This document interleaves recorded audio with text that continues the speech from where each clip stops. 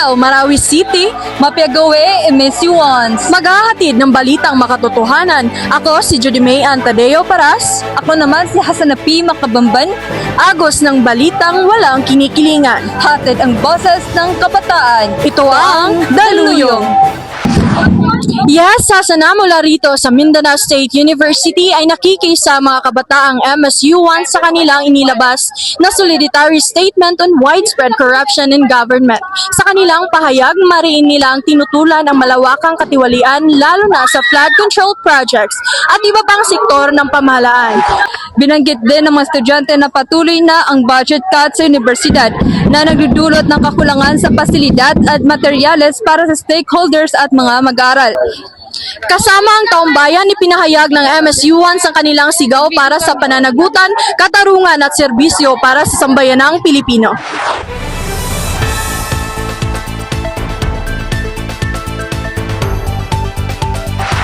Sir, pakilala anong pangalan mo, pangilang taon mo na dito sa universidad at saang kolehiyo ka nagmula?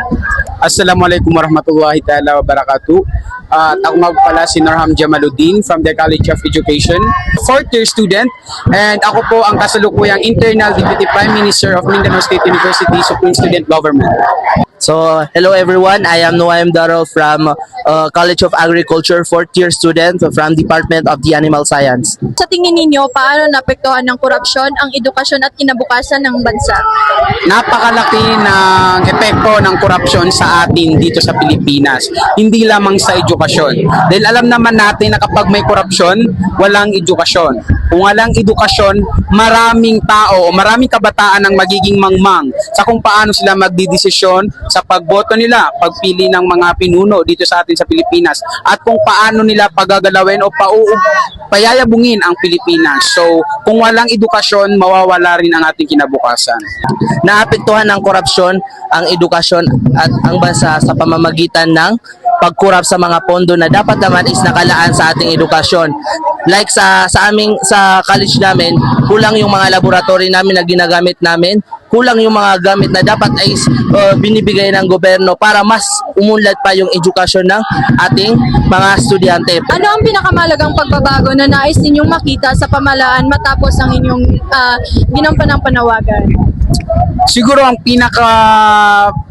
inaasahan ko na makita na pagbabago sa pamahalaan, no, is that mas maging mahigpit ang pamahalaan sa pagpili o pagpayag sa mga tao na nais tumakbo sa pagka-senador o sa kahit anong posisyon sa gobyerno.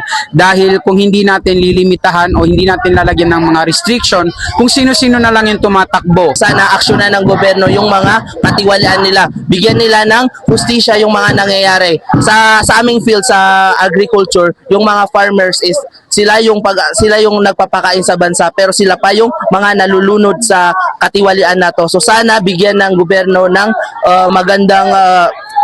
bigyan ng gobyerno ng hustisya yung mga tao, lahat ng involved dito. Ano ang inyong mensahe sa mga tiwaling opisyal ng gobyerno? Mahiya kayo. Mahiya tayo. Gumagawa tayo ng mga ghost project, tapos wala naman pala nakikita. Nakakahiya. Kayo pa naman yung binoto ng mga tao na magsuserve sa Pilipinas, magbibigay ng pag-asa sa mga tao, tapos hindi natin ginagawa yung tungkulin natin. Mahiya po tayo.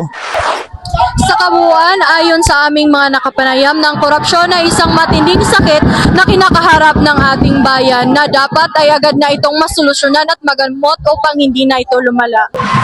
At yan ang aming nakalap na balita sa oras na ito. Muli ako si Judy May Tadeo Paras at ako naman si Hasanapi Makabamban.